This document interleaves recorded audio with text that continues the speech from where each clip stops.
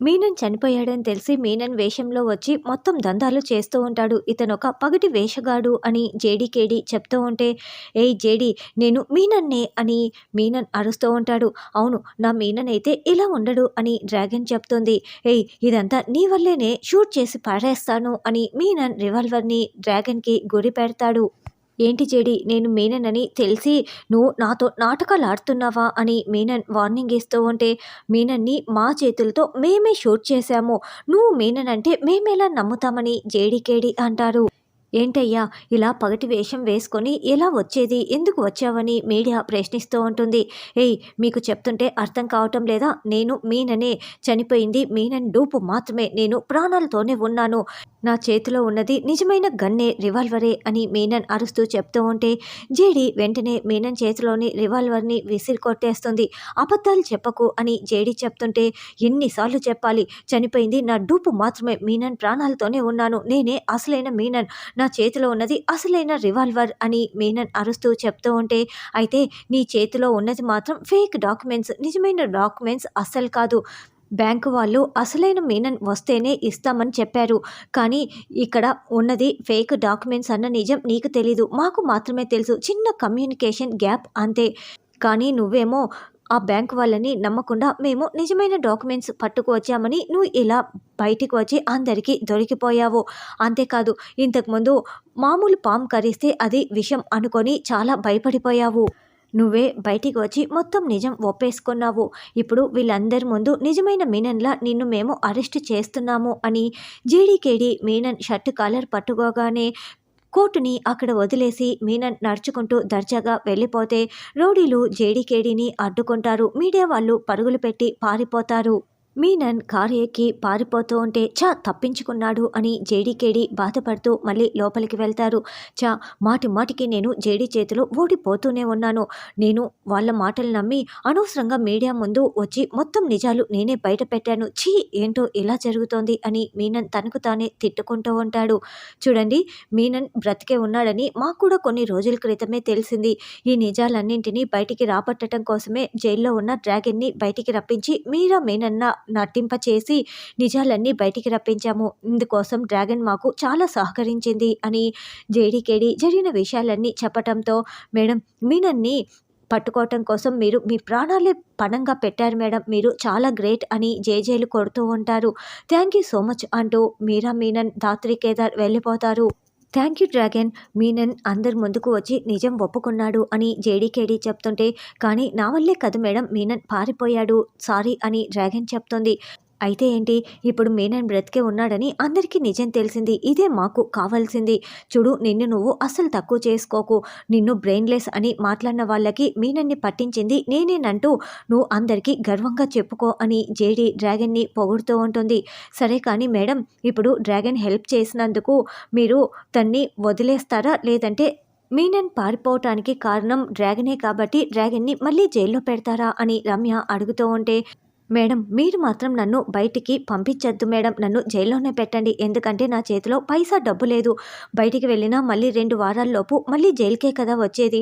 కాబట్టి నన్ను జైల్లోనే పెట్టండి మేడం. దయచేసి నన్ను బయటికి పంపించొద్దు" అని డ్రాగన్ దండం పెడుతూ వేడుకుంటూ ఉంటే, "నువ్వు మాకు మాటి మాటికి ట్విస్టులు ఇస్తూనే ఉంటావు డ్రాగన్. నిన్ను అసలు ఎలా అర్థం చేసుకోవాలో అర్థం కావటం లేదు" అని జేడీకేడి నవ్వుతూ ఉంటారు. "రామ్మా రమ్య, నన్ను కాస్త జైల్లో దిగపెట్టు" అని డ్రాగన్ నవ్వుతూ వెళ్తుంది. మీనన్ చనిపోలేదు, జేడీకేడి పట్టుకున్నారు అన్న న్యూస్ వస్తూ ఉండటంతో, అంటే బాయ్ చనిపోలేదా అని యువరాజు టెన్షన్ పడుతూ ఉంటాడు.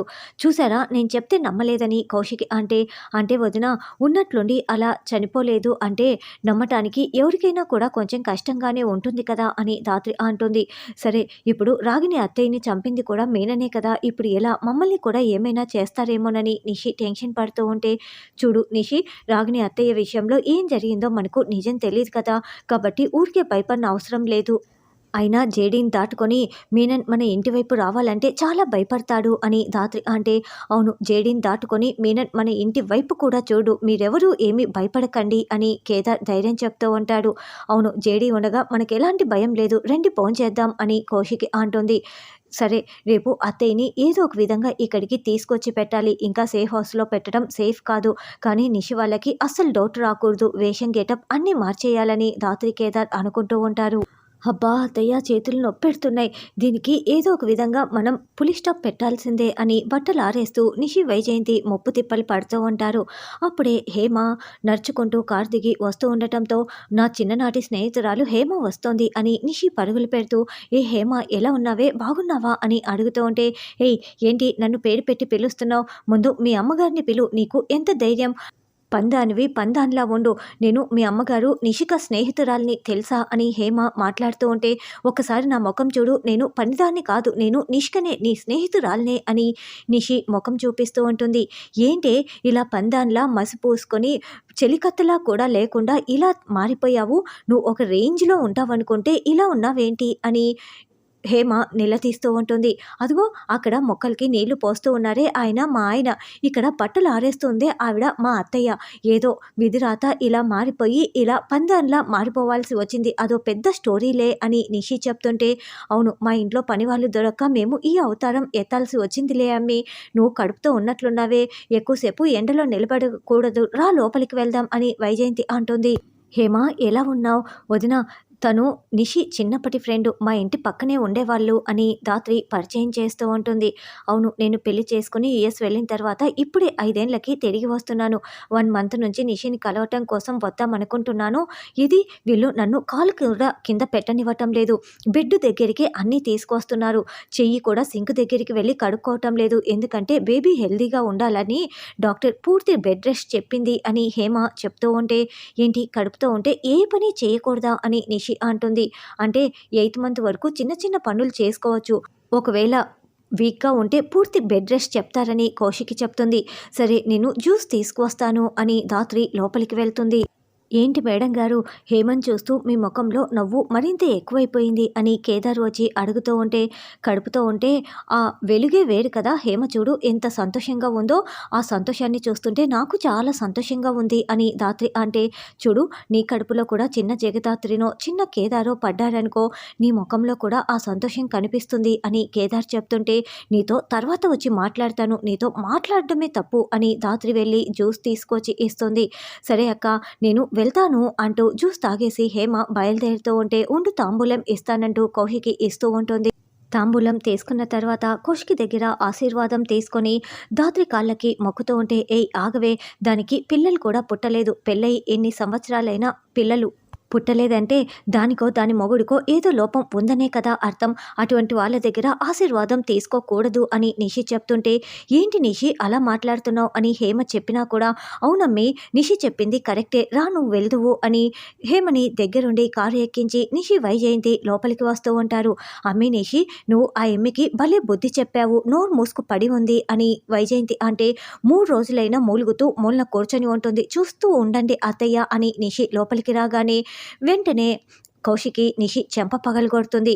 ఏంటొదినా నన్ను కొడుతున్నారని నిషి నిలదీస్తూ ఉంటే, అవును నువ్వు జగదాత్రిని అన్న మాటల గురించి నేను నిన్ను కొడుతున్నాను అని కౌశికి అంటే, నేను మాట్లాడిన దాంట్లో తప్పేముంది అని నిషి అంటుంది.